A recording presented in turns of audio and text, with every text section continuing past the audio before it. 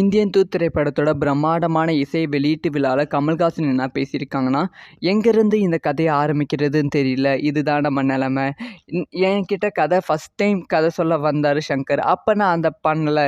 திரும்ப ஒரு படம் பண்ணிவிட்டு என்கிட்ட ஒரு கதை சொன்னார். அது நான் வச்சுருந்த கதை மாதிரியே இருந்துச்சு. நான் உடனே சிவாஜி சார் கிட்ட போய் சொன்னேன், தேவர் மகன் கதை மாதிரியே இருக்குன்னு. பட் சிவாஜி சார் தான் சங்கரை கூட படம் பண்ண சொன்னார். அவர்னால தான் சங்கர் கூட படம் பண்ணேன். சிவாஜி சார் இல்லைன்னா மீடியாவில் நான் கிடையாது.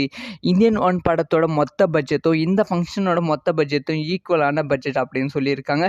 அதுக்கப்புறமா உதயநிதி ஸ்டாலின், விவேக் வந்து புகழ்ந்து தள்ளியிருக்காங்க. தமிழகத்தை பற்றி பேசியிருக்காங்க, தமிழனை பற்றி பேசியிருக்காங்க. நான் தமிழன், நான் இந்தியன் என்பது ரொம்ப பெருமையான விஷயம். நான் இந்தியன் என்பது என்னோட அடையாளம். இங்கே பிரித்து விளையாடும் யாரும் யோசிச்சு நினச்சி கூட அது நடக்கவே நடக்காது. ஏன்னா இது இந்தியா, யாதும் ஊரே யாவரும் கேளீரே.